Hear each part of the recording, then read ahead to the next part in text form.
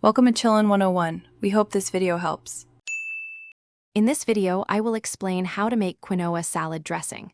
We'll start with the core components for a delicious dressing. Combine extra virgin olive oil, fresh lemon juice, and a hint of maple syrup or honey for balance. Don't forget a spoonful of Dijon mustard to bring everything together smoothly. This simple base creates a versatile dressing that complements any quinoa dish beautifully. Now, let's elevate those flavors. Consider adding 1 clove of finely minced garlic or a small shallot for an aromatic kick. For a different twist, swap out some lemon juice for a tablespoon of apple cider vinegar. You can also introduce a pinch of your favorite spices, like a 1/4 teaspoon of cumin, to truly personalize your dressing. Achieving the perfect consistency is key. In a small bowl, combine your lemon juice, mustard, and sweetener. Then, slowly drizzle in about 1/2 cup of extra virgin olive oil while continuously whisking.